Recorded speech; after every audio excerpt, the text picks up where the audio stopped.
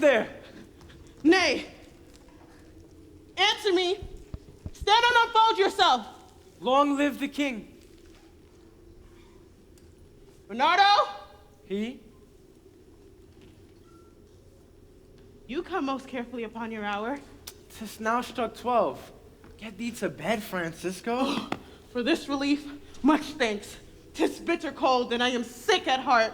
Have you had quite guard? Not a mouse stirring. Well, good night. If you do meet Horatio and Marcellus, the rivals of my watch, bid them make haste.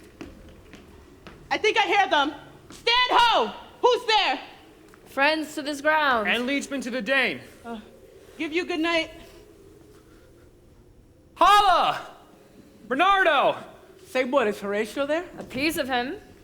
Welcome, Horatio. Welcome, good Marcellus. What? Has this thing appeared again tonight? I have seen nothing. Horatio say 'tis but our fantasy, and will not let belief take hold of him. Tush, tush, 'twill not appear. Last night of all, Marcellus and myself, the bell then beating one. Peace! Break thee off! Look where it comes again! In the same figure like the king that's dead. Thou art a scholar, speak to it, Horatio! What art thou that usurps this time of night? By heaven, I charge thee, speak. Stay, speak! Speak, I charge thee, speak! 'Tis here! 'Tis here! 'Tis gone!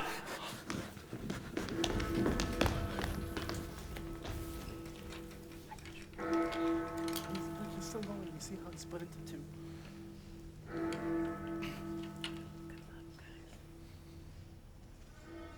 Break a leg. Ako my mojo. Break a leg. Break every bone.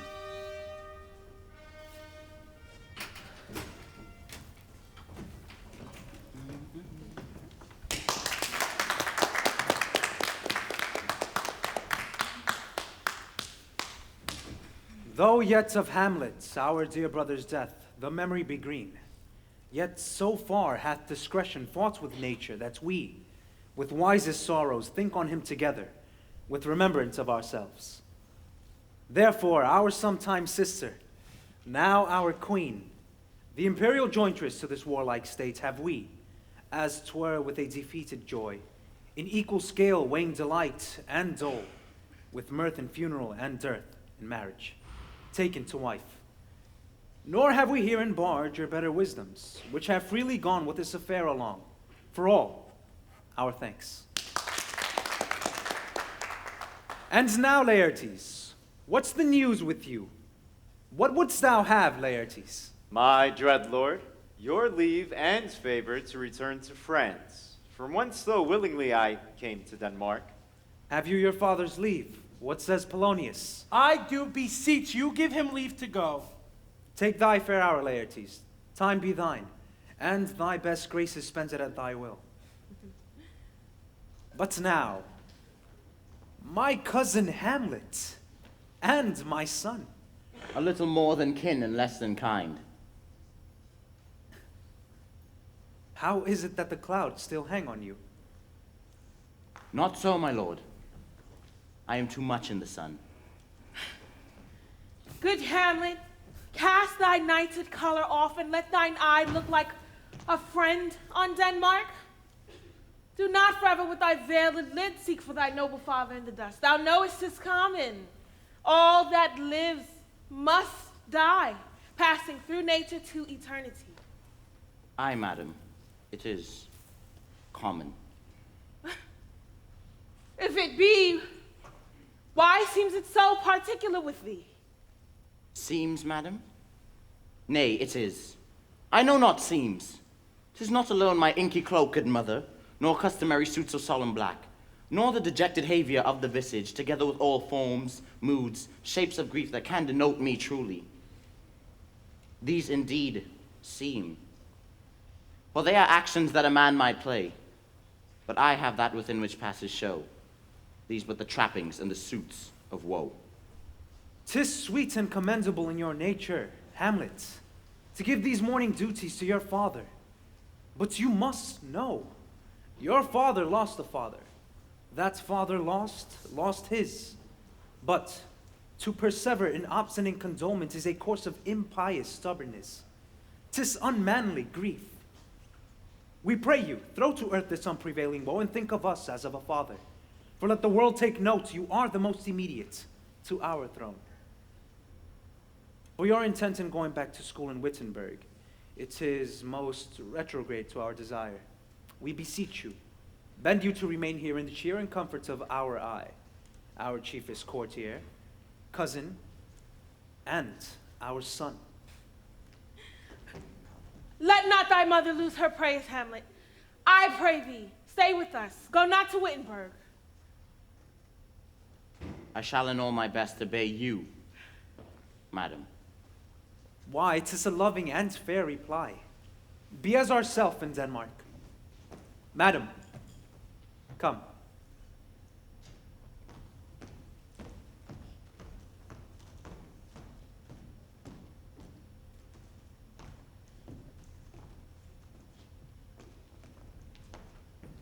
Oh, that this too sullied flesh would melt, thaw, and resolve itself into a dew. Or that the everlasting had not fixed his cannon against self-slaughter. Oh God, God, how weary, stale, flat, and unprofitable seem to me all the uses of this world. Fie on't a fie, 'tis an unweeded garden that grows the seed. Things rank and gross in nature possess it merely, that it should come to this. But 2 months dead, nay, not so much, not 2. So excellent a king that was to this, Hyperion to a satyr, and so loving to my mother he would not beteem the winds of heaven, visit her face too roughly. Heaven and earth must I remember. Why she would hang on him as if increase of appetite had grown by what it fed on, and yet within a month. Let me not think on't. Frailty, thy name is woman. A little month. Oh, ere those shoes were old with which she followed my poor father's body, and like Niobe, all tears. Why she, even she. Oh God, a beast that wants this course of reason would have mourned longer. Married with my uncle. My father's brother, but no more like my father than I to Hercules. Within a month. Yet ere the salt of most unrighteous tears had left the flushing in her galled eyes, she married. Almost wicked speed to post, with such dexterity to incestuous sheets. It is not, no, it cannot come to good. But break my heart, for I must hold my tongue. Hail to your lordship. I am glad to see you. Horatio. Oh, I do forget myself. The same, my lord, and your poor servant ever. Sir, my good friend, I'll change that name with you. But what make you from Wittenberg, Horatio? Marcellus. My good lord. I'm very glad to see you. Good evening, sir. But what in faith make you from Wittenberg? True in disposition, good my lord. I would not hear your enemy say so. What is your fame, Elsinore?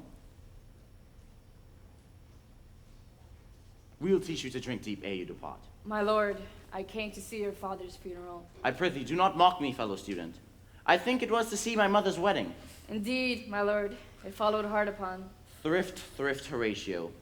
The funeral baked meats did coldly furnish forth the marriage tables. Would I had seen my dearest foe in heaven, or ever I had seen that day Horatio, my father. Methinks I see my father. Where, my lord? In my mind's eye, Horatio. I saw him once. He was a goodly king. He was a man. Take him for all in all. I shall not look upon his like again. My lord, I think I saw him yesternight. Saw who? My lord, the king your father. The king, my father.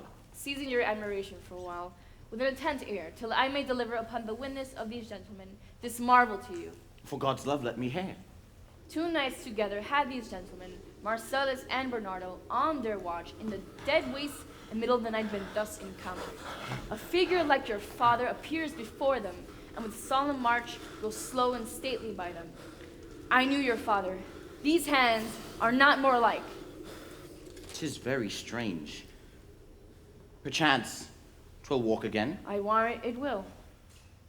If it assume my noble father's person, I'll speak to it, though hell itself should gape and bid me hold my peace. I pray you all, if you have hitherto concealed this sight, let it be tenable in your silence still, and whatsoever else shall hap tonight, give it an understanding, but no tongue. I will requite your loves, so fare you well. Upon the platform, twixt 11 and 12, I'll visit you. Our duty to your honor. Your loves is mine to you.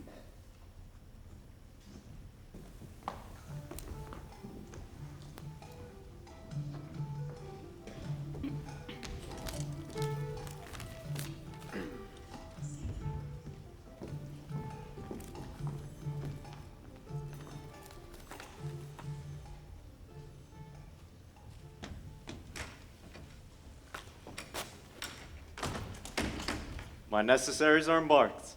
Farewell. And sister, as the winds give benefits and convey is assistant, do not sleep, but let me hear from you. You doubt that. For Hamlet and the trifling of his favor, hold it a fashion and a toy in blood, a violet in the youth of primy nature, forward, not permanent, sweet, not lasting, the perfume and suppliance of a minute no more. No more but so? Think it no more. He may not, as unvalued persons do, carve for himself, for on his choice depends the safety and health of this whole state.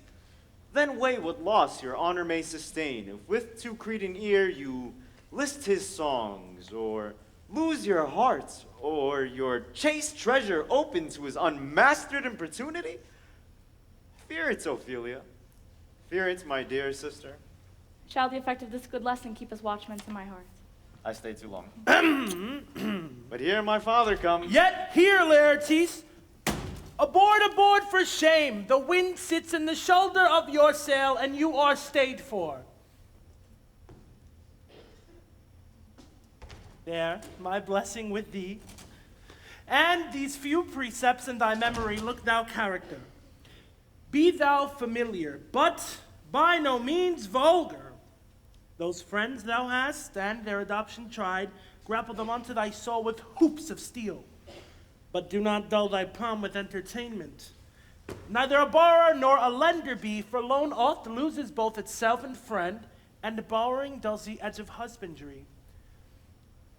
This above all, to thine own self be true, and it must follow as the night the day, thou canst not then be false to any man. Farewell. My blessing season this in thee. Most humbly do I take my leave, my lord. Farewell, Ophelia, and remember well what I have said to you. 'Tis in my memory locked, and you shall keep the key of it. Farewell. What is't, Ophelia, he hath said to you? So please you something touching the Lord Hamlet. What is between you? Give me up the truth. He hath, my lord, of late made many tenders of his affection to me. My lord, he hath importuned me with love and honorable fashion. Aye, fashion you may call it. Go to, go to. And hath given countenance to his speech, my lord, with almost all the holy vows of heaven. Aye, springes to catch woodcocks. I would not, in plain terms, from this time forth have you so slander any moment leisure as to give words or talk with the Lord Hamlet. Look to it, I charge you. Come your ways. I shall obey you, my lord.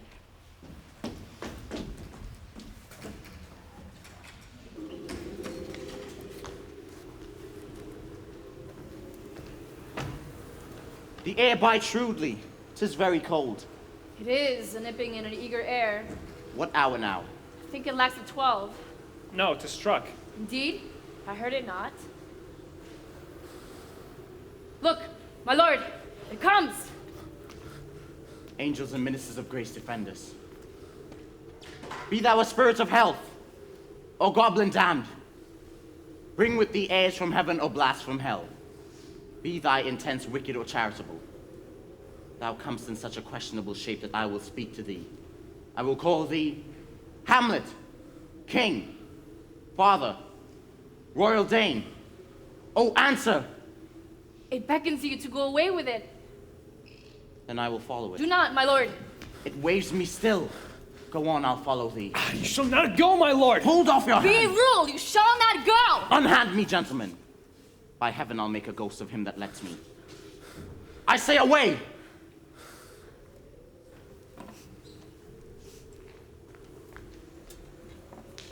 Go on. I'll follow thee.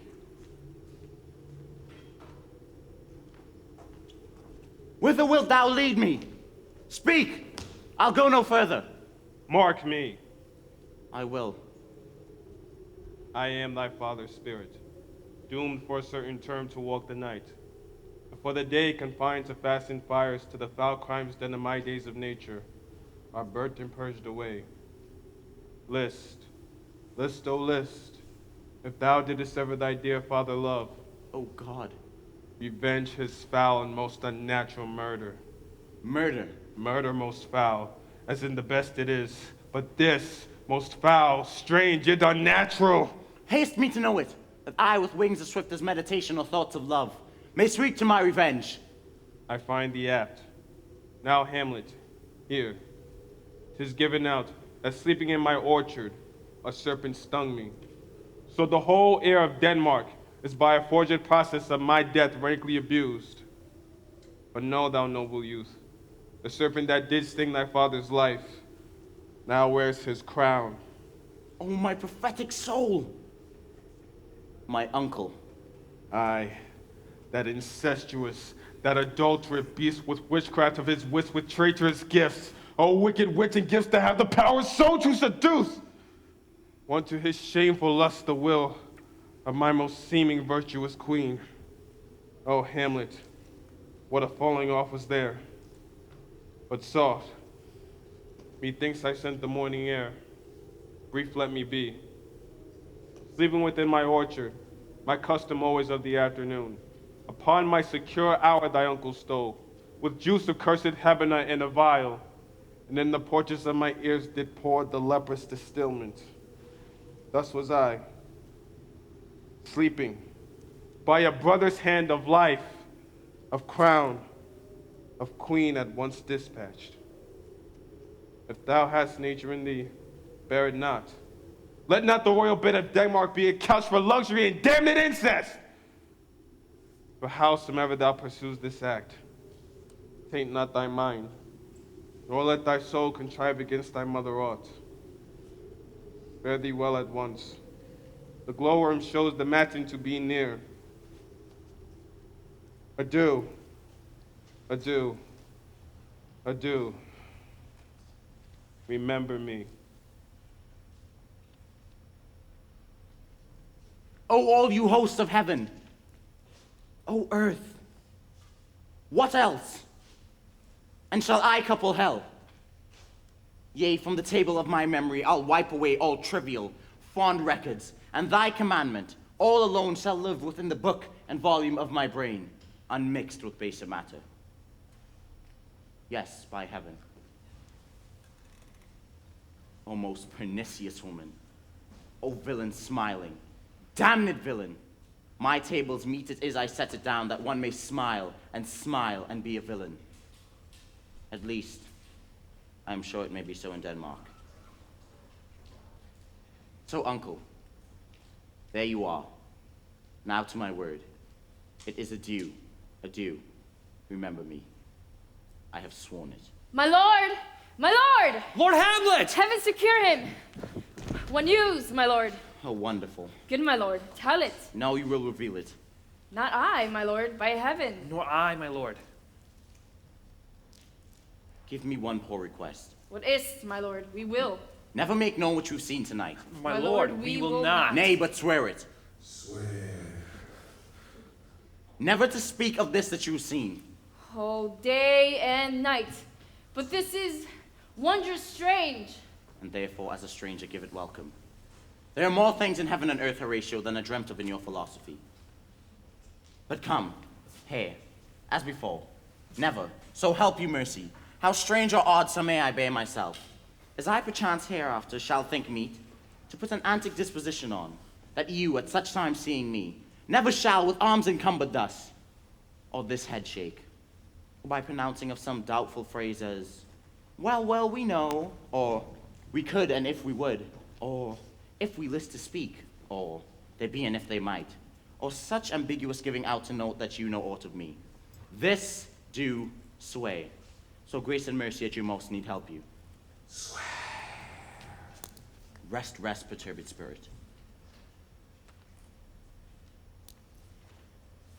So, gentlemen, with all my love I do commend me to you. And what so poor a man as Hamlet is may do it express his love and friending to you, God willing shall not lack. Let us go in together. And still your fingers on your lips, I pray. Time is out of joint. O cursed spite, that ever I was born to set it right. Nay, come, let's go together.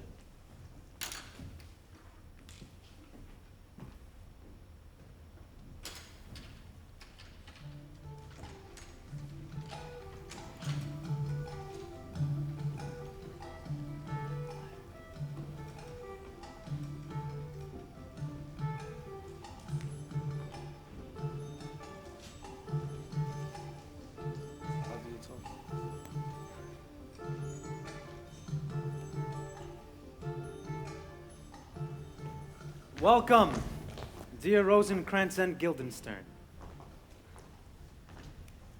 Moreover, that we much did long to see you. The need we have to use you did provoke our hasty sending. Something have you heard of Hamlet's transformation?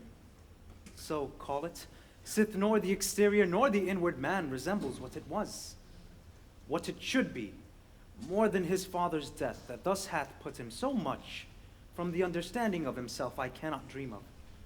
I entreat you both, that being of so young days brought up with him, and sith so neighbor to his youth and havior, that you vouchsafe your rest here in our court some little time, so by your companies to draw him unto pleasures, and to gather so much as from occasion you may glean, whether aught to us unknown afflicts him thus that opened lies within our remedy.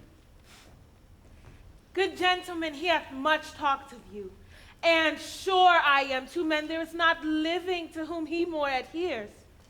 Both your majesties might, by the sovereign power you have of us, put your dread pleasures more into command than to entreaty. But we both obey and here give up ourselves in the full bent to lay our services freely at your feet, to be commanded. Thanks, Rosencrantz and gentle Guildenstern. Thanks, Guildenstern and gentle Rosencrantz. And I beseech you to instantly visit my too much changed son. Go, some of you, and bring these gentlemen where Hamlet is. Heavens make our presence and our practices pleasant and helpful to him. Aye, amen.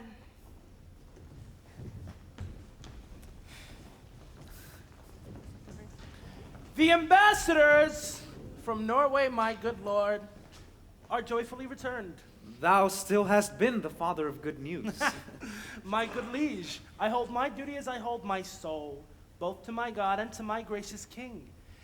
And I do think, or else this brain of mine hunts not the trail of policy so sure as it hath used to do, that I found the very cause of Hamlet's lunacy. Oh, speak of that. That do I long to hear. That he's mad, 'tis true. 'Tis true, 'tis pity, and pity 'tis true.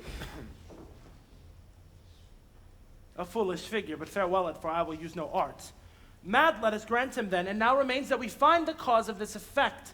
I have a daughter, have while she's mine, who in her duty and obedience, mark, hath given me this. Now gather and surmise.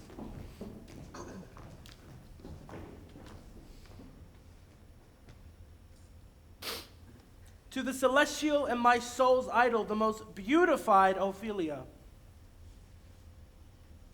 Doubt thou the stars are fire, doubt that the sun doth move, doubt truth to be a liar, but never doubt I love.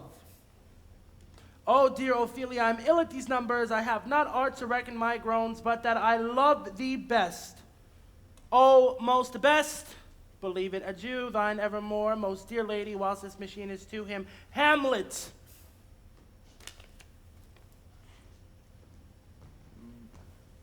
But how hath she received his love? What do you think of me? As of a man faithful and honorable. I would fain prove so. And my young mistress, thus I did bespeak. Lord Hamlet is a prince out of thy star. This must not be.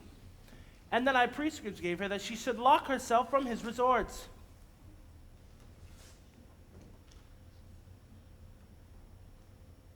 Admit no messengers, receive no tokens. With that, she took the fruits of my advice, and he repelled. A short tale to make, fell into a sadness, thence to a fast, thence to a watch, thence to a lightness, thence to a weakness, and by this declension, into the madness now wherein he raves, and we all mourn for. How may we try it further? You know, sometimes he walks 4 hours together here in the lobby. So he does, indeed. At such a time, I'll loose my daughter to him. Be you and I behind an arra then. Mark the encounter, if he love her not. And be not from his reason fallen, thereon let me be no assistant for estate. But keep a farm and carters.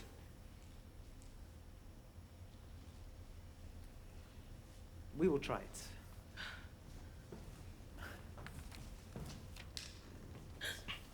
But look where sadly the poor wretch comes reading. Away, I do beseech you both, away. I'll board him presently. Oh, give me leave.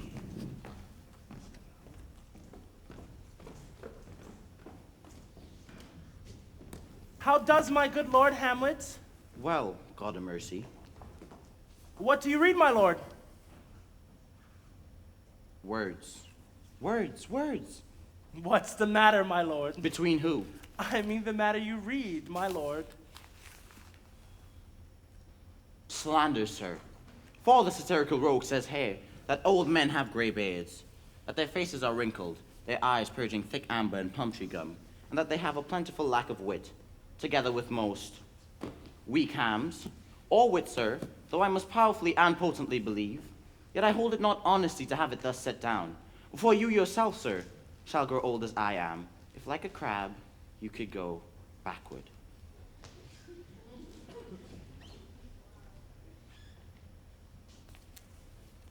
Though this be madness, yet there is method, and... Will you walk out of the air, my lord? Into my grave? Indeed, that's out of the air. My lord, I will take my leave of you. You cannot, sir, take anything from me that I will more willingly part withal. Except my life. Accept my life. Accept my life. Fare you well, my lord. You go to seek the Lord Hamlet. There he is. God save you, sir. My honored lord. My most dear lord. My excellent good friends, how dost thou, Guildenstern? Rosencrantz, good lads. What news? None, my lord, but that the world's grown honest. Then is doomsday, nay? But your news is not true. Let me question more in particular. What have you, dear friends, deserved at the hands of fortune that she sends you to prison hither? Prison, my lord? Denmark's the prison. Why then, my lord, your ambition makes it one. 'Tis too narrow for your mind. Oh God, I could be bounded in a nutshell and count myself a king of infinite space, were it not that I have bad dreams. Which dreams indeed are ambition. But, in the beaten way of friendship,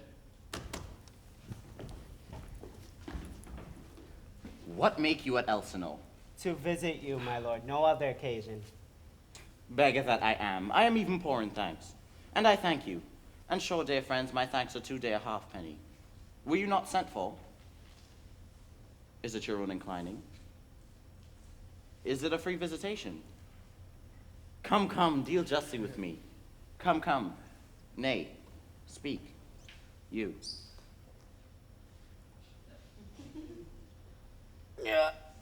What say you? Nay, then I have an eye of you.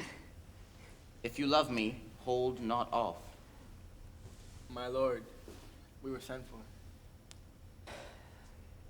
And I shall tell you why. So shall my anticipation present your discovery, and your secrecy to the king and queen moult no feather. I have of late, but wherefore I know not, lost all my mirth, forgone all custom of exercise, and it goes so heavily with my disposition, that this goodly frame, the earth, seems to me a sterile promontory. This most excellent canopy, the air, look you, this brave o'erhanging firmament, fretted with golden fire. Why, it appeareth nothing to me but a foul and pestilent congregation of vapors. What a piece of work is a man! How noble in reason, how infinite in faculties. In form and moving, how express and admirable. In action, how like an angel. In apprehension, how like a god. The beauty of the world, the paragon of animals.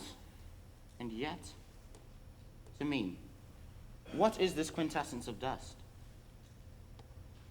Man delights not me. No, nor woman neither. Though by your smiling you seem to say so. My lord, there were no such stuff in my thoughts. Why then did you laugh when I said man delights not me? To think, my lord, if you delight not in man, what Lenten entertainment the players shall receive from you. We coted them on the way, and hither are they coming to offer you service. He that plays the king shall be welcome. His majesty shall have tribute on me. What players are they? Even those you were wont to take such delight in, the tragedians of the city. Do they hold the same estimation they did when I was in the city? Are they so followed?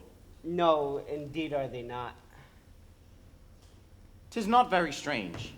For mine uncle is king of Denmark, and those that would make mouths at him while my father lived, give 20, 40, 50, and 100 ducats for his picture in little.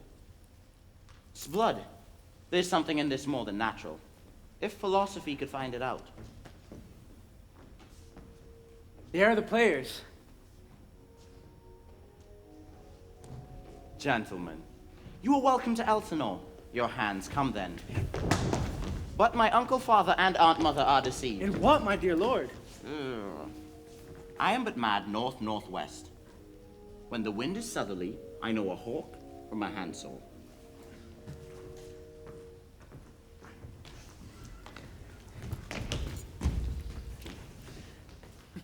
Welcome, masters, welcome all. Welcome, masters, you are all welcome. Welcome, good friend. Oh, welcome, dear friends. Masters, you are all welcome. We'll into it like French falconers. Fly at anything we see. We'll have a speech straight. Come, give us a taste of your quality. Come, a passionate speech. What speech, my good lord? I heard thee speak me a speech once, but it was never acted. Or if it was, not above once. For the play I remember pleased not the million. 'Twas caviar to the general. One speech in it I chiefly loved. 'Twas Aeneas' tale to Dido. Thereabout of it, especially when he speaks of Hecuba, the mobile queen.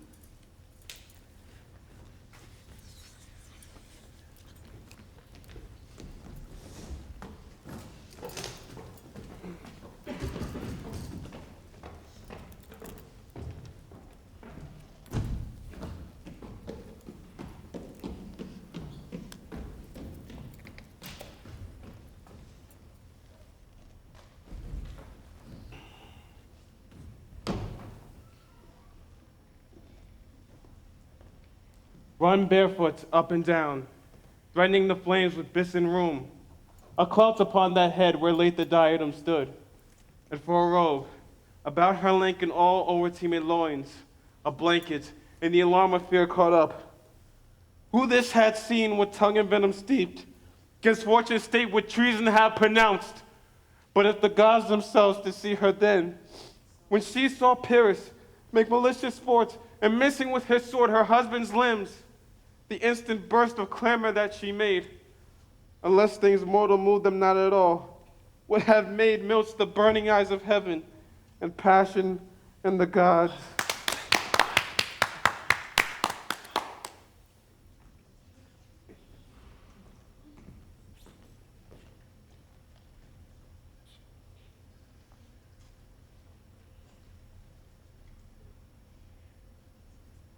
We'll hear a play tomorrow night.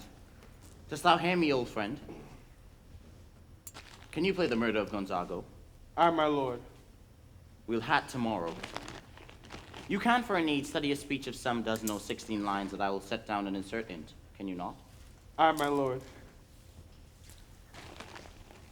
Good, my lord. Aye, so goodbye to you.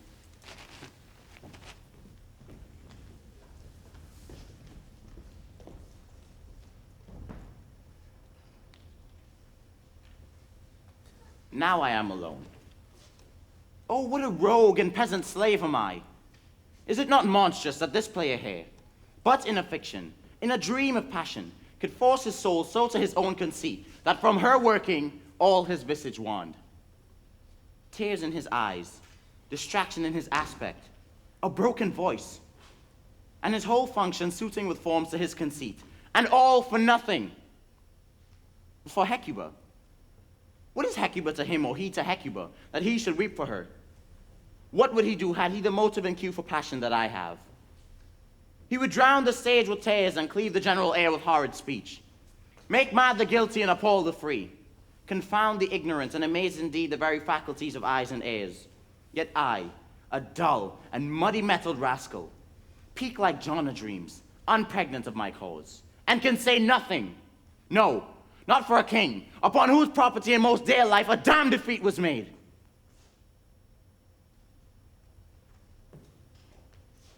Am I a coward? Who calls me this? Breaks my pate across, plucks off my beard and blows it in my face, tweaks me by the nose, gives me the lie of the throat as deep to the lungs. Who does me this? Swoons! I should take it, for it cannot be that I am pigeon-livered and lack gall to make oppression bitter, or ere I should have fatted all the region kites with their slaves offal. Bloody, bawdy villain, remorseless, lecherous, treacherous, kindless villain, oh vengeance!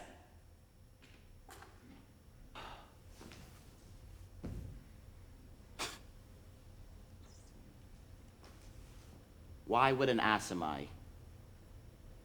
This is most brave, that I, the son of a dear father murdered, prompted to my revenge by heaven and hell, must like a whore unpack my heart with words and fall a-cursing like a very drab, a scullion, fie upon fie, about my brains.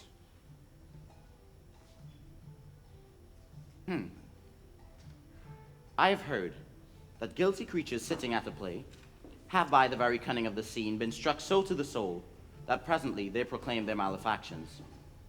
For murder, though it have no tongue, will speak with most miraculous organ. I'll have these players play something like the murder of my father before mine uncle.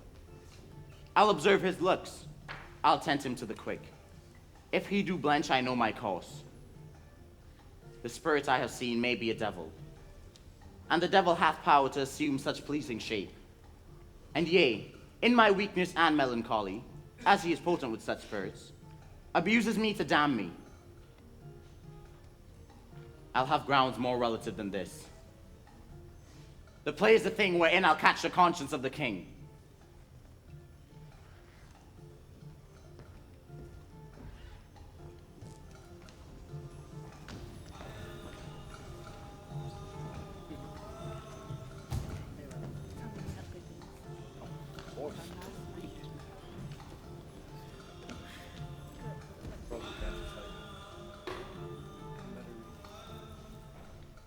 And can you, by no drift of conference, get from him why he puts on this confusion, grating so harshly all his days of quiet, with turbulent and dangerous lunacy?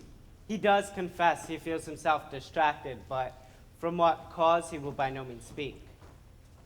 Did he receive you well? Most like a gentleman. But with much forcing of his disposition. Niggard of question, but of our demands most free in his reply. Did you essay him to any pastime? Madam, it so fell out that certain players we all wrought on the way. Of these we told him, and there did seem in him a kind of joy to hear of it. They're here about the court, and as I think, they have already ordered this knight to play before him. 'Tis most true. And he beseeched me to entreat your majesties to hear and see the matter. With all my heart, and it doth much content me to hear him so inclined. Good gentlemen, give him a further edge and drive his purpose into these delights. We shall, my lord. Sweet Gertrude, leave us too, for we have closely sent for Hamlet hither, that he, as 'twere by accident, may hear affront Ophelia. Her father and myself, lawful espiles, will so bestow ourselves that, seeing unseen, we may of their encounter frankly judge and gather by him, as he is behaved.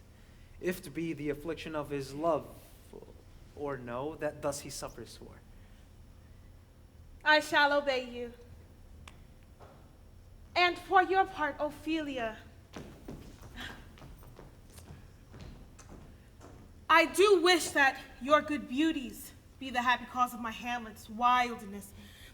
And so shall I hope that your virtues will bring him to his wonted way again. To both your honors. Madam, I wish it may. Ophelia, walk you here. Gracious, so please you, we will bestow ourselves. Read on this book.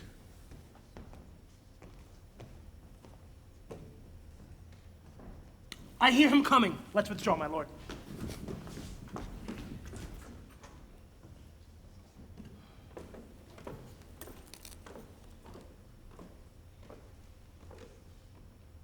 To be or not to be? That is the question. Whether 'tis noble in the mind to suffer the slings and arrows of outrageous fortune, or to take arms against a sea of troubles and by opposing end them. To die, to sleep, no more. And by a sleep to say we end the heartache and the thousand natural shocks that flesh is heir to. 'Tis a consummation devoutly to be wished. To die, to sleep, perchance to dream. Aye, there's the rub.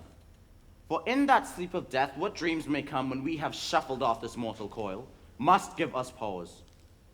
There's the respect that makes calamity of so long life. For who would bear the whips and scorns of time, the oppressor's wrong, the proud man's contumely, the pangs of despised love, the law's delay, the insolence of office, and the spurns that patient merit of the unworthy takes, when he himself might his quietus make, with a bare bodkin? Who would fardels bear to grunt and sweat under a weary life, but that the dread of something after death, the undiscovered country from whose bourne no traveler returns, puzzles the will, and makes us rather bear those ills we have than fly to others we know not of. Thus, conscience does make cowards of us all. And thus the native hue of resolution is sicklied o'er with the pale cast of thought. And enterprises with great pitch and moment, with this regard their currents turn awry, and lose the name of action. But soft you now, the fair Ophelia.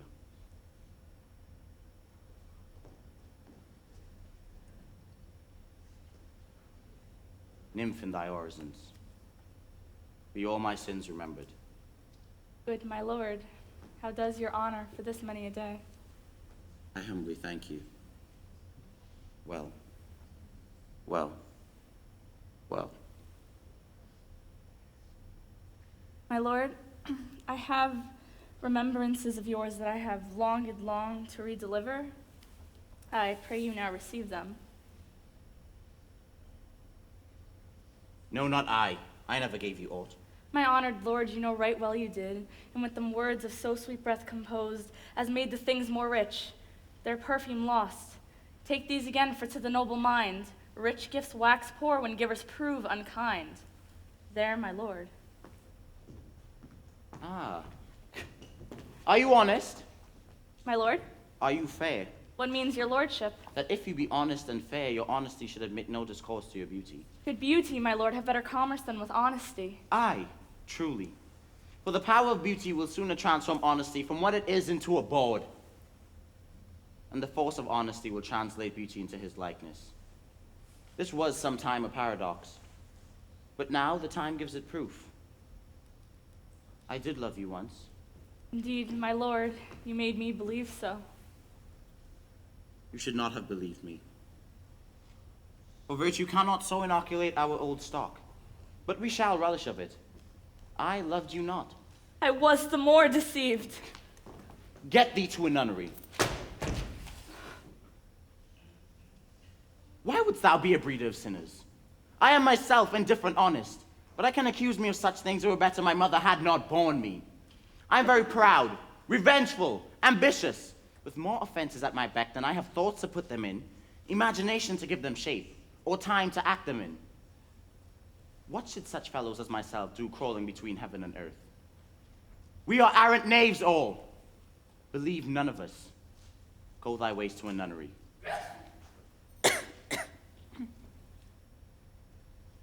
Where's your father? At home, my lord. Let the doors be shut upon him, that he may play the fool nowhere but in his own house. Farewell. Oh, help him, you sweet heavens! If thou dost marry, I'll give thee this plague for thy dowry. Be thou as chaste as ice, as pure as snow, thou shalt not escape calumny. Get thee to a nunnery. Farewell. And if thou wilt needs marry, marry a fool, for wise men know well enough what monsters you make of them. To a nunnery, go, and quickly too. Heavenly powers, restore him! I have heard of your paintings too well enough. God hath given you one face, and you make yourselves another. You jig and amble, and you lisp. You nickname God's creatures, and you make your wantonness your ignorance. Go to, I'll no more aunt. It hath made me mad. I say there will be no more marriage. All that are married, all but one shall live. The rest shall stay as they are. To a nunnery, go.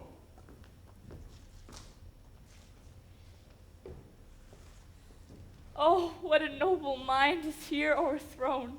The courtier, soldier, scholar, eye, tongue, sword, the expectancy and rose of the fair state, the glass of fashion and the mold of form, the observed of all observers quite down. And I, of ladies most deject and wretched, that sucked the honey from his music vows, now see that noble and most sovereign reason, like sweet bells jangled out of time and harsh, that unmatched form and stature of blown youth blasted with ecstasy. Oh, woe is me to see what I have seen, see what I see.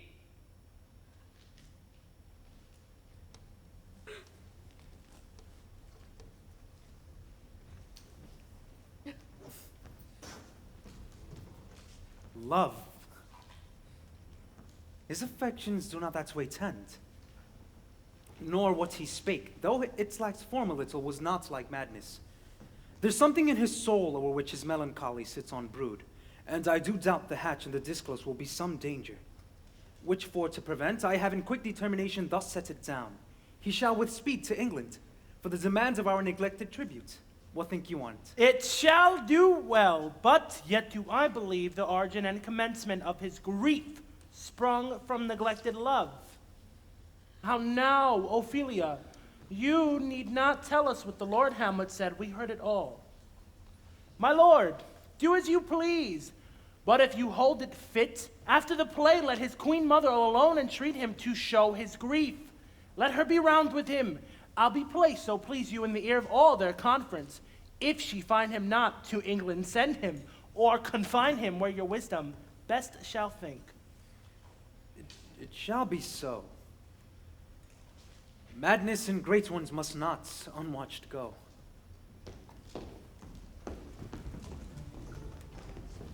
What ho, Horatio? Here, sweet lord. At your service. There is a play tonight before the king. One scene of it comes near the circumstance which I have told thee of my father's death. I prithee, when thou seest the act afoot, even with the very comment of thy soul, observe mine uncle. If his occulted guilt is not itself unkennel in one speech, it is a damned ghost we have seen, and my imaginations are as foul as Vulcan's stithy. I pray you, give him heedful note, for I mine eyes will rivet his face, and after we'll both our judgments join in censure of his seeming. Well, my lord, if he steal aught the whilst this play is playing and scape detecting, I will pay the theft. They come to the play. I must be idle. Get you a place.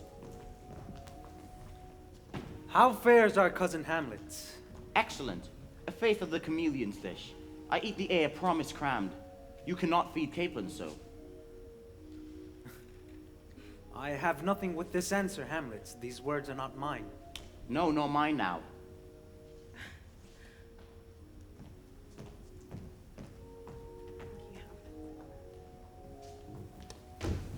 Be the players ready? Aye, my lord, they stay upon your patience.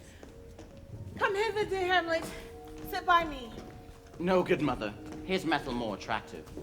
Oh, do you mark that?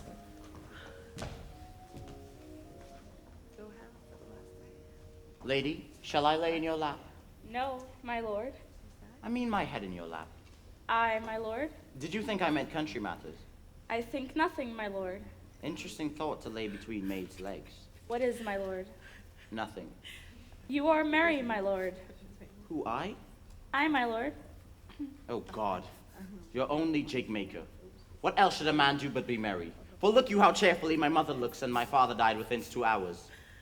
Nay, 'tis twice 2 months, my lord. So long?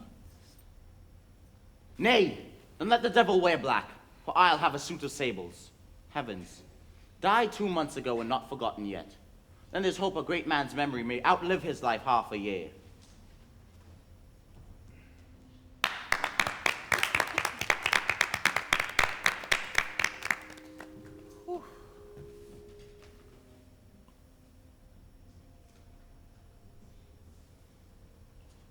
Full 30 times has Phoebus' cart gone round, Neptune's salt wash, and Tellus orbed ground. And 30 dozen moons with borrowed sheen about the world have times 12 30s been, since love our hearts, and Hymen did our hands unite commutual, and most sacred bands. So many journeys, may the sun and moon make us again count or ere love be done. Faith, I must leave thee, love, and shortly too. My operant's powers their functions leave to do. And thou shalt live in this fair world behind, honored, beloved, and haply one as kind, for husband shalt Oh, confound the rest! In such love must needs be treason in my breast. In second husband, let me be accursed. None wed the second, but who killed the first? If she should break it now, 'tis deeply sworn. Sweet, leave me here a while. My spirits grow dull, and fain I would beguile the tedious day with sleep. Sleep rock thy brain, and never come mischance between us twain. Madam, how like you this play? The lady doth protest too much, methinks. Oh, but she'll keep her word. Have you heard the argument? Is there no offense in it? No, they do but jest. Poison and jest. No offense of the world. What do you call the play? The Mousetrap. This is one Lucianus, nephew to the king. You are as good as a chorus, my lord. I could interpret between you and your love if I could see the puppets dallying. You are keen, my lord, you are keen. It would cost you a groaning to take off mine edge. Still better and worse. So you must take your husbands. Begin, murderer. Pox, leave thy damnable faces. Thoughts black, hands apt, drugs fit and time agreeing, confederate season else no creature seeing. Thou mixture rank of midnight weeds collected, with Hecate span thrice blasted, thrice infected, thy natural magic and dire property, unwholesome life, usurp immediately. He poisons him in the garden for his estate. His name's Gonzago. The play is extant and written in very choice Italian. You shall see anon how the murderer gets the love of Gonzago's wife. The king rises! What? Frighted with false fire? How fares my lord? Give me some lights. Give order the play! Away! Lights! Lights, lights! Why let the struck and dare go weep? The heart's ungalled plague. For some must watch while some must sleep. Thus runs the world away. Oh, good Horatio, didst perceive? Very well, my lord. Upon the talk of the I poisoning. did very well note him. Come, some music! For if the king like not the comedy, then belike he likes it not purdy. Come, the recorders. Good my lord, vouchsafe me a word with you. Sir, a whole history. The queen, your mother, in most great affliction of spirit, hath sent me to you. She desires to speak with you in her closet ere you go to bed. We shall obey her. Were she 10 times our mother? Have you any further trade with us? My lord, you did once love me. And do still by these pickers and stealers. Good, my lord. What is your cause of distemper? You do surely bar the door upon your own liberty if you deny your griefs to your friend. Why do you go about to recover the wind of me? As if you would drive me into a toil. Oh, my lord, if my duty be too bold, my love is too unmannerly. I do not well understand that.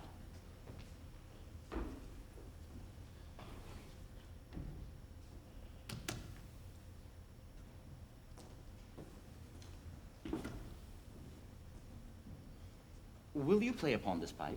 My lord, I cannot. I pray you. Believe me, I cannot. I do beseech you. I know no touch of it, my lord. It is as easy as lying. Govern these ventages with your fingers and thumb, and give it breath with your mouth, and it will discourse most eloquent music. Look you, these are the stops. But these cannot I command to any utterance of harmony. I have not the skill. Why, how unworthy a thing you would make of me. You would play upon me. You would seem to know my stops. You would pluck out the heart of my mystery. You would sound me from my lowest note to the top of my compass. And there's much music, eloquent voice in this little organ. And yet cannot you make it speak?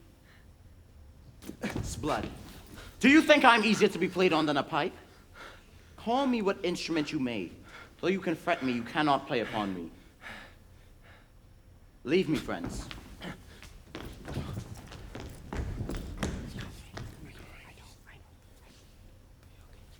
I will be cruel, not unnatural.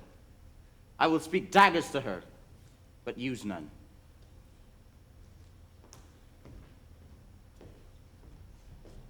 I like him not, nor send it safe with us to let his madness range. Therefore, prepare you. I, your commission, will forthwith dispatch, and he to England shall along with you. The terms of our estates may not endure hazard so near as doth hourly grow out of his brows. Arm you, I pray you, to the speedy voyage. We will haste us. My lord, he's going to his mother's closet. Behind in a row, I'll convey myself to hear the process. Fare you well, my lord. I'll call upon you ere you go to bed and tell you what I know. Thanks, dear my lord.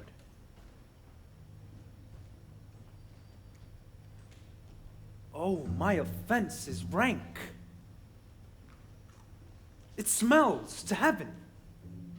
It hath the primal eldest curse upon it, a brother's murder. Pray can I not, though inclination be as sharp as will, my stronger guilt defeats my strong intent. And like a man to double business bound, I stand in pause where I shall first begin, and both neglect. But oh, what form of prayer can serve my turn? Forgive me my foul murder. This cannot be, since I am still possessed of those effects for which I did the murder. My crown, mine own ambition, and my queen. May one be pardoned and retain the offense. O wretched state, O bosom black as death, O limed soul that struggling to be free art more engaged. Help! Angels, make a say.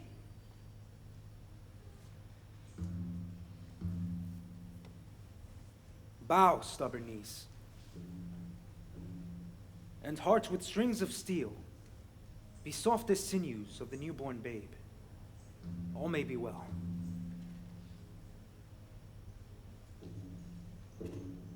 Now might I do it, Pat. Now he is a-praying.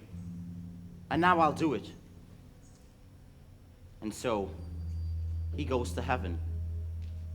And so, am I revenged? That would be scanned. A villain kills my father, and for that I, his sole son, do this same villain sent to heaven. Or this is high in salary, not revenge. No, up sword, and know thou a more horrid hint. When he is drunk asleep, or in his rage, or in the incestuous pleasure of his bed, at game of swearing, or about some act that has no relish of salvation in't, then trip him that his heels may kick at heaven, and his soul be as black and damned as hell whereto it goes. My mother stays. This physic does but prolong thy sickly days.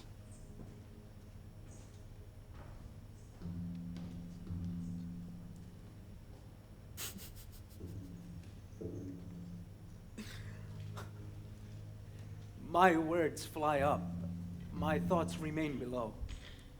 Words without thoughts never to heaven go.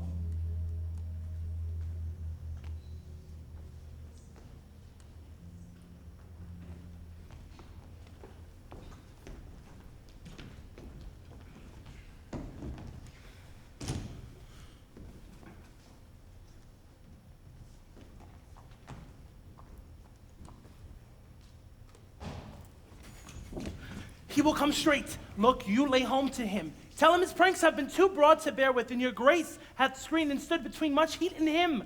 I'll silence me even here. Pray you be round with him. Mother! Mother! I'll warrant you. Fear me not. Withdraw. I hear him coming. Now, mother, what's the matter? Hamlet, thou hast thy father much offended. Mother, you have my father much offended. Come, you answer with an idle tongue. Go, you question with a wicked tongue. Why, how now, Hamlet? What's the matter now? Have you forgotten me? No, by the rood not so.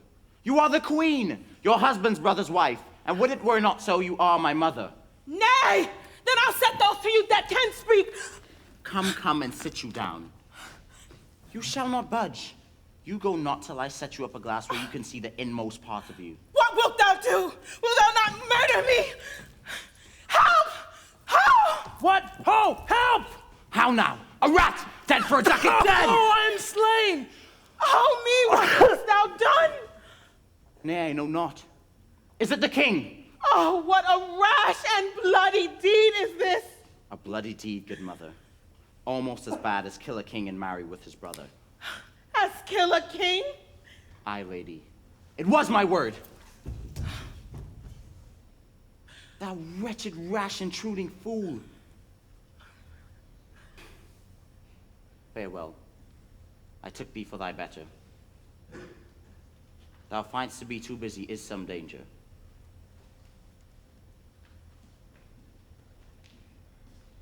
Leave wringing of your hands. Peace, sit you down. And I shall wring your heart. For so I shall if it be made of penetrable stuff. If damned custom had not braced it so, that it be proof and bulwark against sense. What have I done that thou darest wag thy tongue in noise so rude against me? Such an act that blurs the grace and blush of modesty. Calls virtue hypocrite. Takes the rose off the forehead of an innocent love and sets a blister there. And makes marriage vows as false as Dice's oaths. I me, what act that roars so loud and thunders in the index?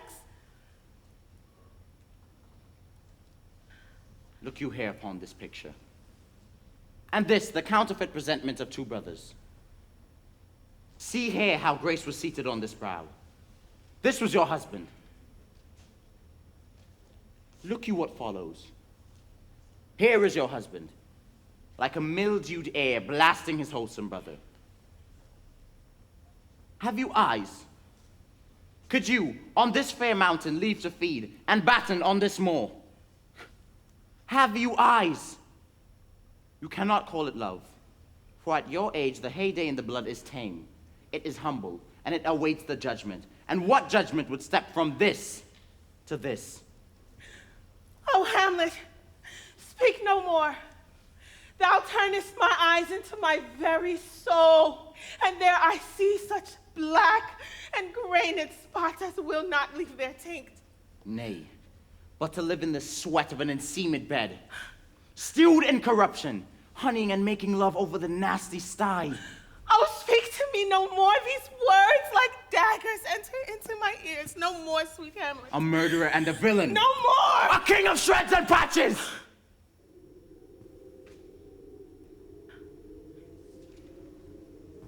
Save me and hover o'er me with your wings, you heavenly gods. What would your gracious figure? Alas, he's mad. Do you not come your tardy son to chide? That lapse in time and passion lets go by. The important acting of your dread command. Oh, say. Do not forget, this visitation is but to whet thy almost blunted purpose. But look, amazement on thy mother sits. Oh, step between her and her fighting soul. Conceit and weakest body, strongest works. Speak to her, Hamlet. How is it with you, lady? Alas, how is it with you, that you do bend your eye on vacancy, and with the incorporeal air do hold discourse? Whereon do you look? On him! On him! Look you how pale he glares. To whom do you speak this?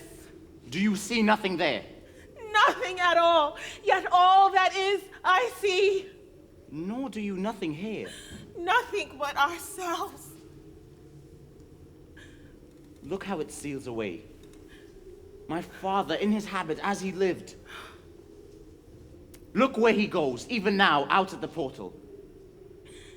This is the very coinage of your brain. The bodiless creation ecstasy is very cunning in. Ecstasy! My pulse as yours doth temperately keep time and makes healthful music. It is not madness I have uttered. Bring me to the test, and I the matter will reword which madness would gamble from. Mother, for love of grace, lay not your flattering unction to your soul, that not your trespass but my madness speaks. Confess yourself to heaven. Repent what's past. Avoid what is to come. And do not spread compost on the weeds to make them rancor. Oh, Hamlet, thou hast cleft my heart in twain. Oh, throw away the worser part of it and live the purer with the other. Good night, mother. But go not to my uncle's bed. Assume a virtue if you have it not. So again, good night. And when you are desirous to be blessed, I'll blessing beg of you. For this same Lord, I do repent. But heaven hath pleased it to punish me with this and this with me, that I be their scourge and minister. I will bestow him, and I will answer well for the death I gave him. Mother, good night. I must be cruel only to be kind. This bad begins and worse remains behind. One word more, good lady. What shall I do? Not this by no means that I bid you to. Let the bloat king tempt you to bed again. Pinch wanton on your cheek and call you his mouse. And let him, for a pair of reachy kisses, or paddling in your neck with his damned fingers, make you to ravel all this matter out, that I essentially am not in madness, but mad in craft. Be thou assured, if words be made of breath and breath of life, I have no life to breathe what thou hast said to me. I must to England, you know that. Alack, I had forgotten. 'Tis so concluded on. There are letters sealed, and my two schoolfellows, who I will trust as I will, adders fanged. They bear the mandate. They must sweep my way and marshal me to knavery. Mother, good night indeed. This counselor is now most secret, most still, and most grave, who was in life a foolish, prating knave. Mother, good night. Come, sir, to draw toward an end with you.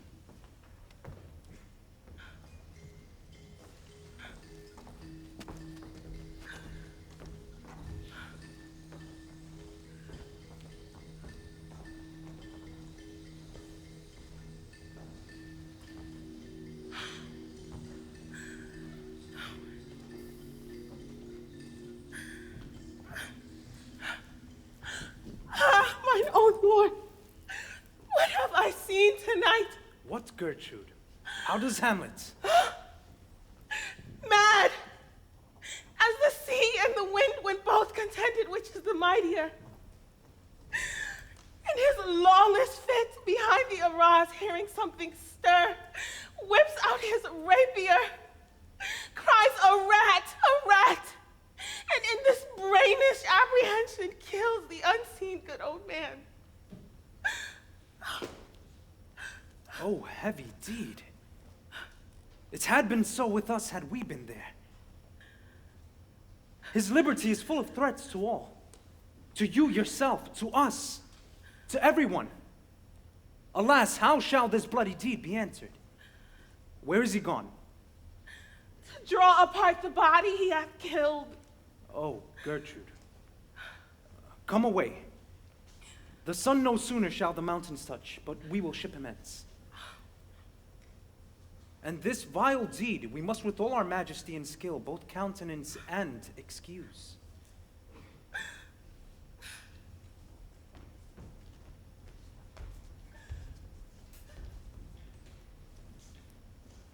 Ho, Guildenstern! Friends both, go join you with some further aid.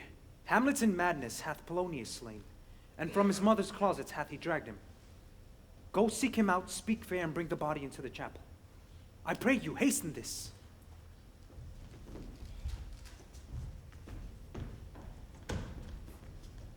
And England, if my love thou hold'st at aught, as my great power thereof may give thee sense, thou mayst not coldly set our sovereign process, which imports at full, by letters congruing to that effect, the present death of Hamlet.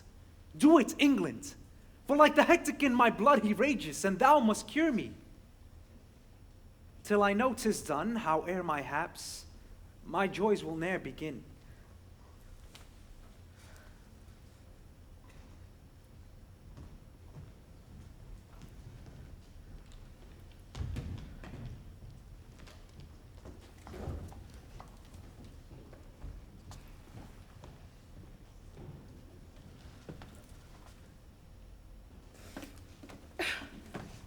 I will not speak with her. She is importunate, indeed distract. Her moods will need be pitied. What would she have? She speaks much of her father, says she hears there's tricks of the world, and hems and beats her heart, spurns enviously its straws, speak thing in doubt that carry but have sense. 'Twere good she were spoken with, for she may shoot dangerous conjectures in ill-breeding minds.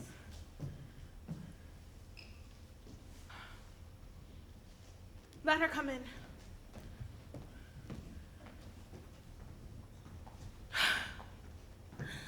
To my sick soul, as sin's true nature is, each toy seems prologue to some great amiss. So full of artless jealousy is guilt, it spills itself in fearing to be spilt.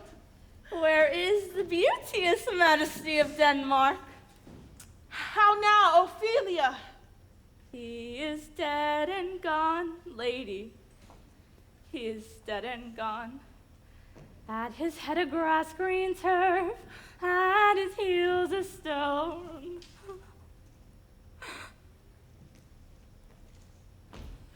Alas, look here, my lord. How do you, pretty lady? Well, God illed you. They say the owl was a baker's daughter. Lord, we know what we are, but know not what we may be. God be at your table. Conceits upon her father. Pray! Let's have no words of this, but when they ask you what it means, say you this. Tomorrow is St. Valentine's Day, and all in the morning betime, and I am made at your window to be your Valentine. Then up he rose and donned his clothes and up the chamber door. Let in the maid, then out the maid, never departed more. Pretty Ophelia. Indeed, without an oath I'll make an end on it. By gist and by Saint Charity, alack and fie for shame. Young men will do it if they come to it. By cock, they are to blame. Quoth she, before you tumbled me, you promised me to wed. He answered, so would I had done by yonder sun if thou hadst not come to my bed. How long hath she been thus? I hope all will be well. We must be patient. But I cannot choose but weep to think they will lay him in the cold ground. My brother shall know of it! And so I thank you for your good counsel. Come, my coach. Good night, ladies, good night. Sweet ladies, good night, good night. Yeah. Woo. Follow her close. Give her good watch, I pray you. Oh, this is the poison of deep grief. It springs all from her father's death, and now behold. Oh, Gertrude. Gertrude, when sorrows come, they come not single spies, but in battalions. First, her father slain. Where is this king?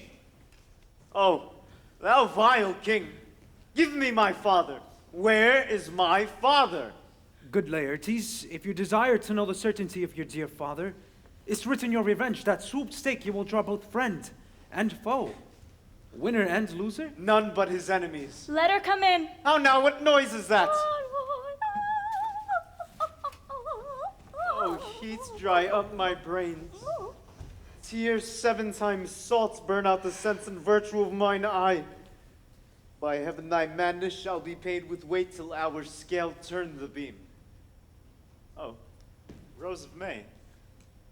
Dear maid, kind sister, sweet Ophelia. Oh heavens, is it possible a young maid's wit should be as mortal as an old man's life? They bore him barefaced on the bier. Hey nani, nani, hey nani, and in his grave rains many a tear. Fare thee well, my dove. There's rosemary, that's for remembrance. Pray you love, remember. There's pansies, that's for thoughts. There's fennel for you, and columbines. There's rue for you, and some for me. We may call it herb of grace till Sundays. You must wear your rue with a difference. There's a daisy. I would give you some violets, but they withered all when my father died. They say he made a good end. Do you see this, oh God? Laertes, I must commune with your grief, or you deny me right. Go but apart, make choice of whom your wisest friends you will, and they shall hear and judge twixt you and me. If by direct or by collateral hand they find us touched, we will our kingdom give, our crown, our life, and all that we call ours to you in satisfaction. But if not, be you content to lend your patience to us, and we shall jointly labor with your soul to give it due content. Let this be so. His means of death, his obscure funeral, no trophy, sword, nor hatchment o'er his bones, no noble rite, nor formal ostentation, cry to be heard as 'twere from heaven to earth that I must call it in question. And so you shall. And where the offense is, let the great axe fall. I pray you, go with me.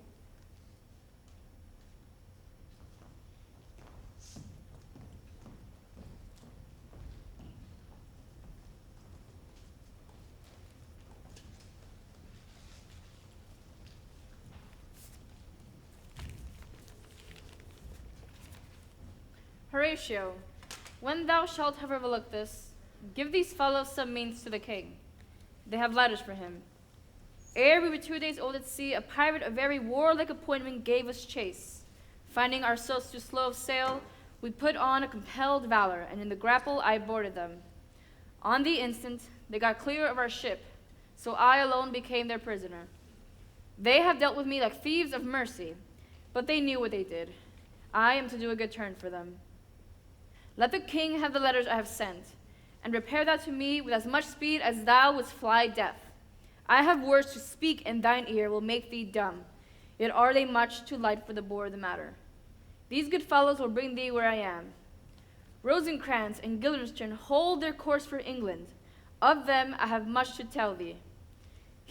Farewell. He that thou knowest thine, Hamlet. Now must your conscience my acquittance seal, and you must put me in your heart for friend, sith you have heard, and with a knowing ear, that he which hath your noble father slain pursued my life. How now, what's news? Letters, my lord, from Hamlet. These to your majesty, this to the queen. From Hamlet? Who brought them? Sailors, my lord, they say. I saw them not. They were given me by Claudio. He received him of him that brought them. Laertes, you shall hear them. Leave us.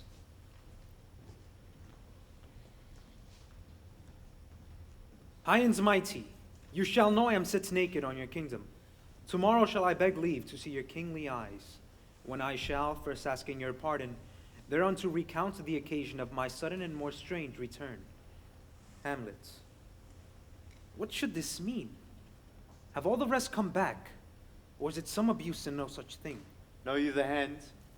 'Tis Hamlet's character, naked, and in a postscript here he says alone. Can you advise me? I'm lost in it, my lord. But let him come.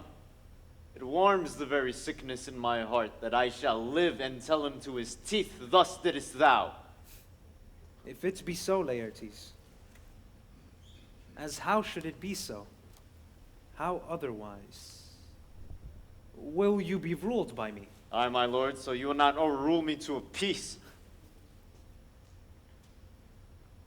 My lord, I will be ruled. The rather if you could devise it so that I might be the organ. It falls right. You have been talked of since your travel much, and that's in Hamlet's hearing for a quality wherein they say you shine. Your sum of parts did not together pluck such envy from him as did that one, and that's in my regard of the unworthiest siege. What part is that, my lord? A Norman made confession of you and gave you such a masterly report for art and exercise in your defense, and for your rapier most especial, that he cried, "'Twould be a sight indeed if one could match you." Sir, this report of his did Hamlet so envenom with his envy, that he could nothing do but wish and beg your sudden coming o'er, to play with you. Now, out of this... What out of this, my lord? Laertes, was your father dear to you? Or are you like the painting of a sorrow, a face without a heart? Why ask you this? What would you undertake to show yourself indeed your father's son? More than in words. To cut his throat in the church. No place indeed should murder sanctuarize. Revenge should have no bounds. But good Laertes, will you do this? Keep close within your chambers.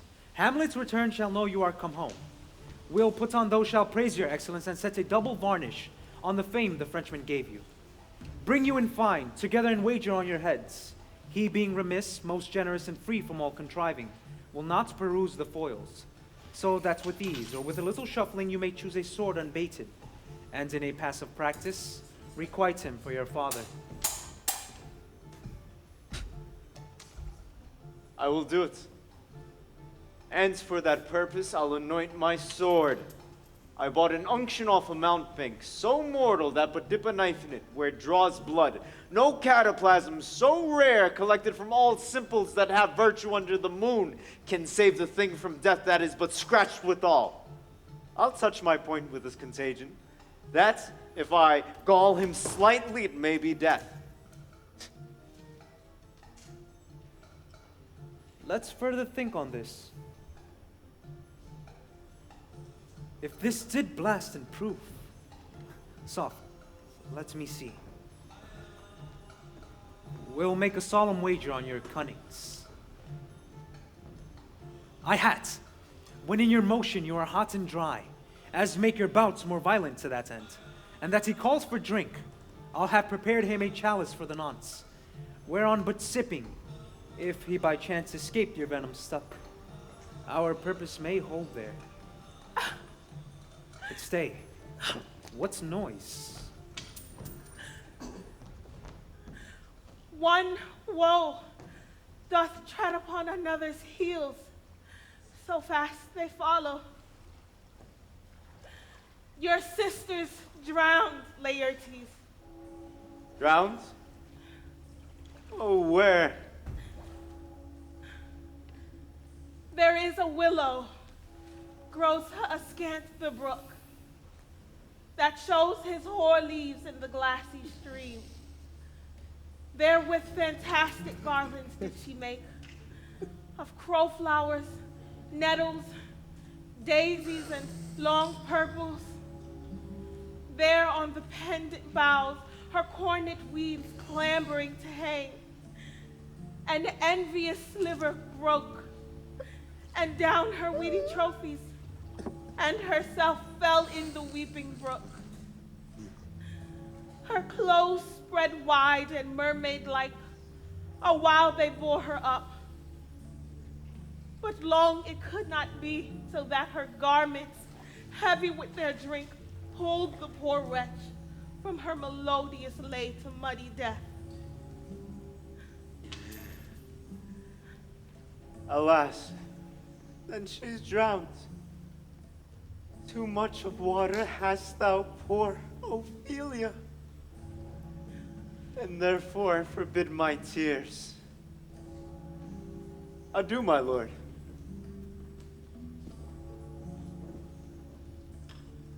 Let's follow Gertrude. How much I had to do to calm his rage. Now fear I this will give it starts again. Therefore let's follow.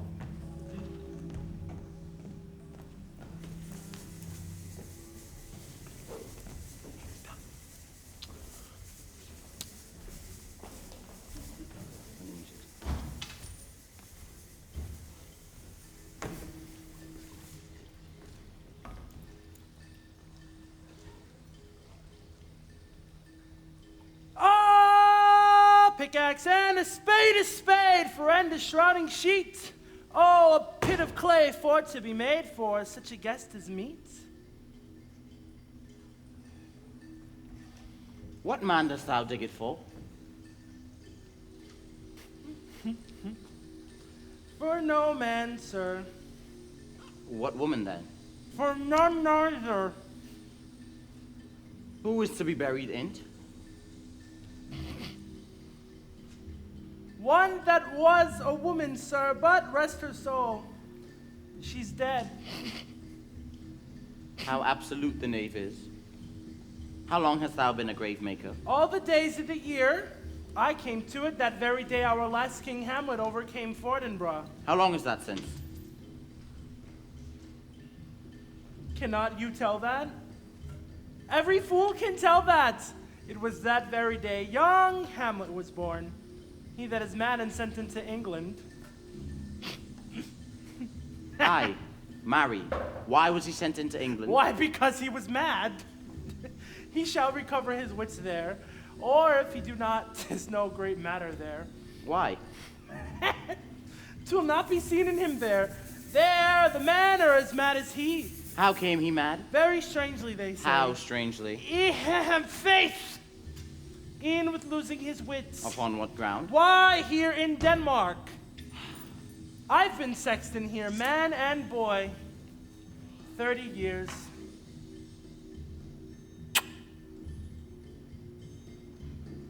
How long will a man lie i' the earth ere he rot? Faith, if he be not rotten before he die, as we have many pocky courses nowadays that will scarce hold the laying. He shall last you some 8 year or 9 year.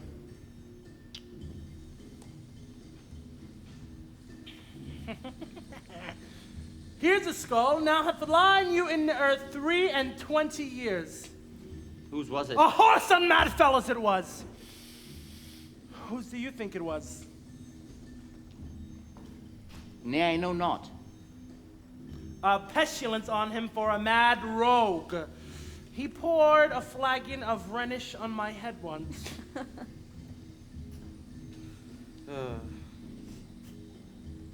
This same skull, sir, was, sir, Yorick's skull, the king's jester. This? In that. Let me see.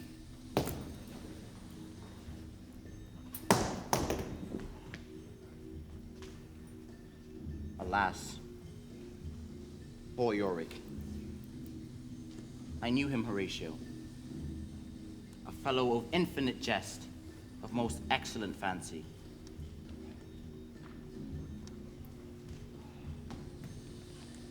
But soft a while. Here comes the king, the queen, the courtiers. Couch we a while and mark.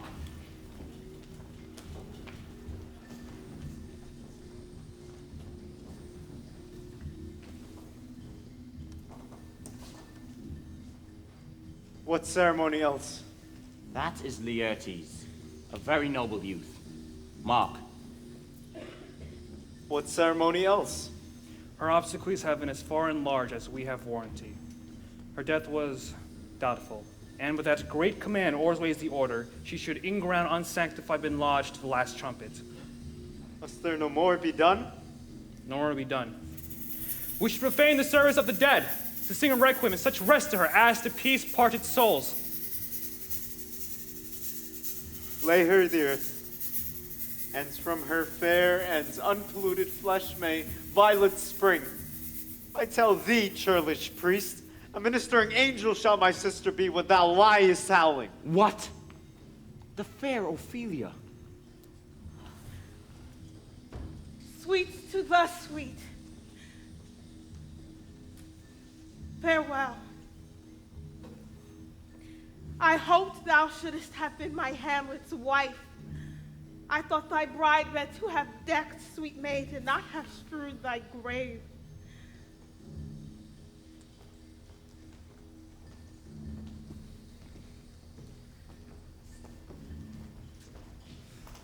Hold off the earth awhile, till I have caught her once more in mine arms.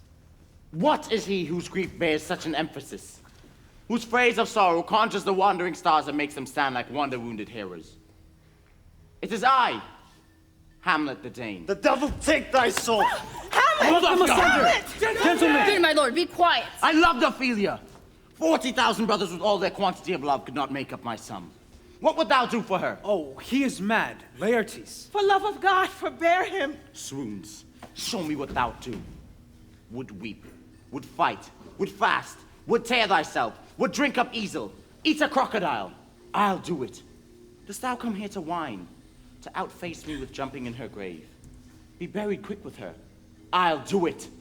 This is mere madness. Hear you, sir. What is the reason you use me thus? I loved you ever. But it is no matter now. Let Hercules do what he may.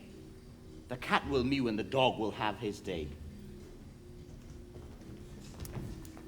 I pray thee, good Horatio, wait upon him. Strengthen your patience in our last night's speech. We'll put the matter to the present push.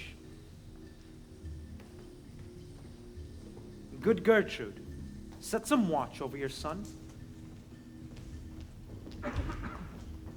This grave shall have a living monument.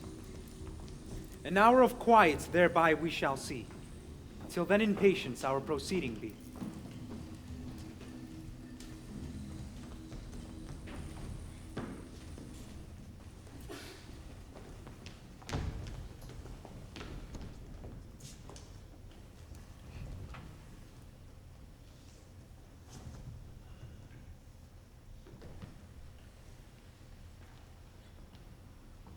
So much for this, sir. Now shall you see the other. You do remember all the circumstance. Remember it, my lord. Sir, in my heart there was a kind of fighting that would not let me sleep.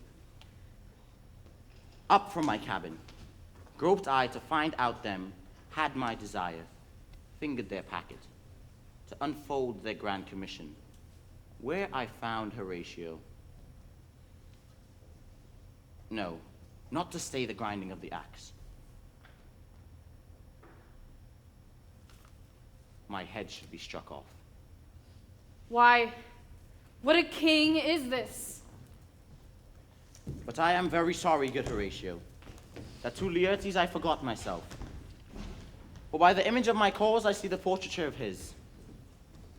I'll court his favors, but sure the bravery of his grief did put me into a towering passion. Peace. Who comes here? Your lordship is right.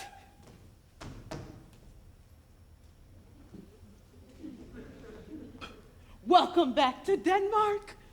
I humbly thank you.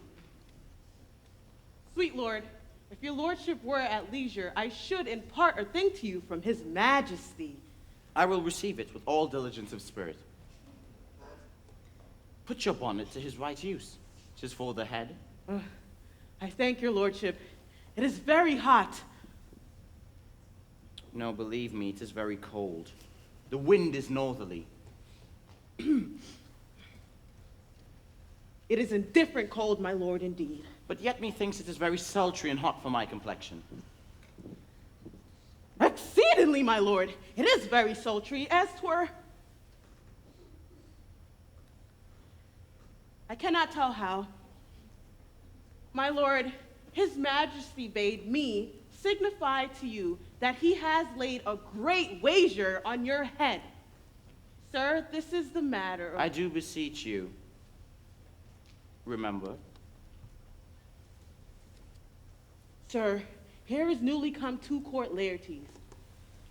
You are not ignorant of what excellence Laertes is. I dare not confess that, lest I compare with him in excellence. But to know a man well were to know himself. I mean, sir, for his weapon. What is his weapon? Rapier and dagger. That's 2 of his weapons, but well. The king, sir, hath laid, sir, that in a dozen passes between yourself and him, he shall not exceed you 3 hits. I will walk here in the hall. If it please his majesty, it is the breathing time of day with me. Let the foils be brought, the gentleman willing, and the king hold his purpose. I shall win for him, and I can. If not, I gain nothing but my shame and the odd hits. Shall I deliver you e'en so? To this effect, after what flourish your nature will. Commend my duty.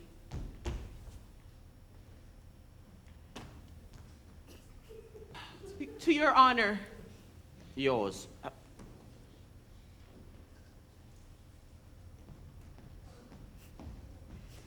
You will lose, my lord. I do not think so. Since he went into France, I have been in continual practice. I shall win at the odds. But thou wouldst not think how ill all's here about my heart.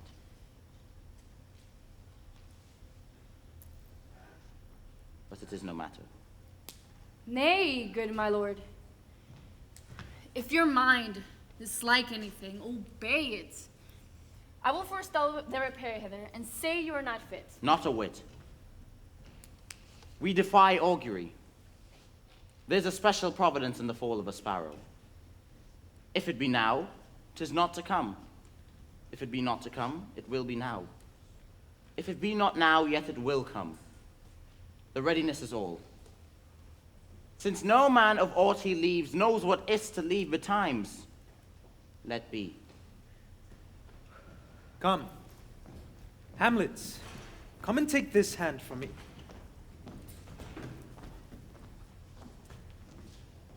I beg your pardon, sir. I have done you wrong. But pardons as you are a gentleman. I am satisfied in nature, whose motive in this case should stir me most to my revenge. But I do receive your offered love like love, and will not wrong it. I freely accept it. And will this brother's wager frankly play? Bring us the foils. Come on. Come, one for me. I'll be your foil, Laertes. In my ignorance, your skill shall like a star in the darkest night stick fiery off indeed. You mock me, sir? No, by this hand. Give them the foils, young Osric. Cousin Hamlet, you know the wager. Very well, my lord. Your grace has laid the odds o' the weaker side. I do not fear it. I have seen you both. But since he is better, we have therefore odds. This one's too heavy. Let me see another. This likes me well. These foils have all a length. Aye, my good lord. Set me the soups of wine upon that table. If Hamlet give the first or second hit, or quit in answer to the third exchange, let all the battlements their ordnance fire. The king shall drink to Hamlet's better breath, and in the cup an union shall he throw, richer than that which 4 successive kings in all of Denmark's crown have worn. Give me the cup. Now the king shall drink to Hamlet.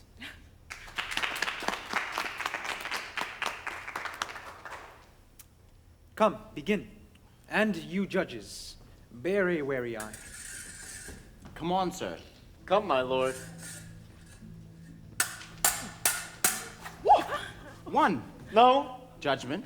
A hit, a very palpable hit. Well, again. Stay. Give me drink.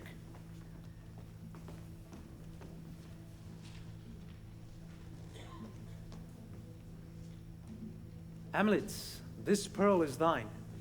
Here's to thy health. Give him the cup. I'll play this bout first. Set it by a while.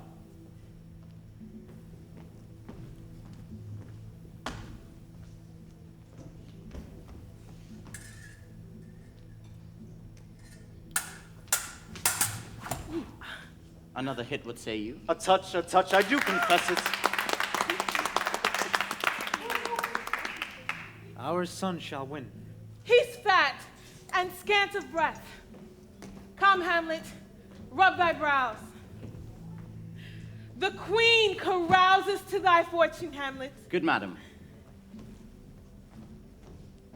Gertrude, do not drink. I will, my lord. I pray you pardon me. It is the poisoned cup. It is too late. I dare not drink yet, madam. By and by. Come, let me wipe thy face. My lord, I think I'll hit him now.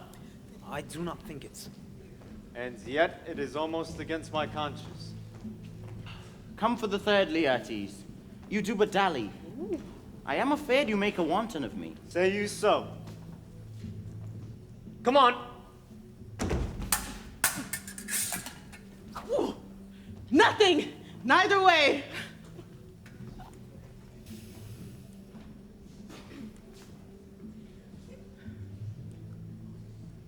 Oh. Have at you now!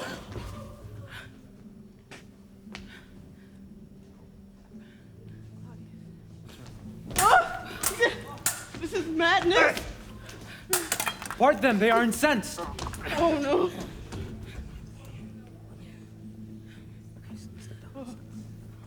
Nay, come again! Look to the queen there! Oh! They bleed on both sides. How is it, my lord? How is Laertes? I'm justly killed with my own treachery. How does the queen? She swoons to see them bleed. No, no, the drink, oh my dear Hamlet, the drink, I am poisoned. Oh, villainy. Let the doors be locked!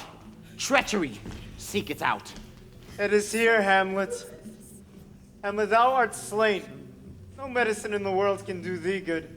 Indeed, there's but half an hour's life. The treacherous instrument is in thy hand, unbaited and envenomed. The foul practice hath turned itself on me. Lo, here I lie, never to rise again. I can no more. Thy mother's been poisoned. The king's to blame. The point, envenom too. Envenom to thy work!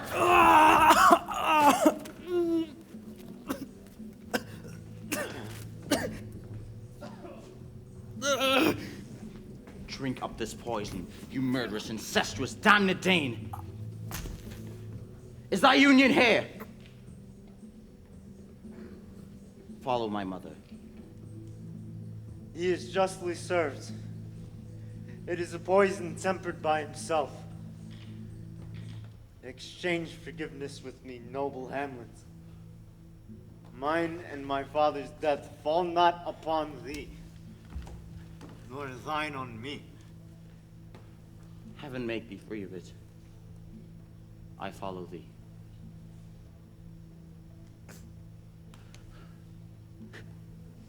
I am dead, Horatio. Wretched queen, adieu. But let it be, Horatio. I am dead. Thou livest report me and my cause aright to thee unsatisfied. Never believe it. I am more an antique Roman than a Dane. Here's yet some liquor left. As thou art a man, give me the cup. Let it go, by heaven I'll have. Oh, what a wounded name, Horatio. Things standing thus unknown shall I leave behind me. If thou didst ever hold me in thy heart, absent thee from felicity a while, and in this harsh world, draw thy breath in pain to tell my story.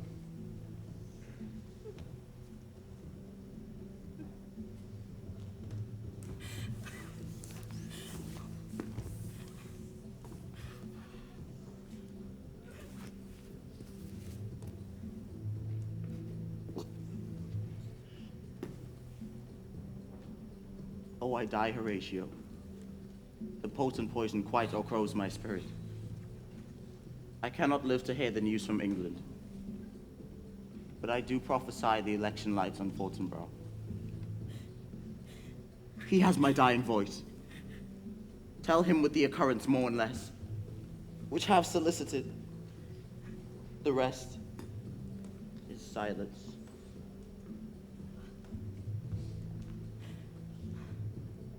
Now cracks a noble heart. Good night, sweet prince, and flights of angels sing thee to thy rest. And let me speak to the yet unknowing world how these things came about. So shall you hear of carnal, bloody, and unnatural acts, of accidental judgments, casual slaughters, of deaths put on by cunning and forced cause, and in this upshot, purposes mistook, fallen on the inventors' heads. All this can I truly deliver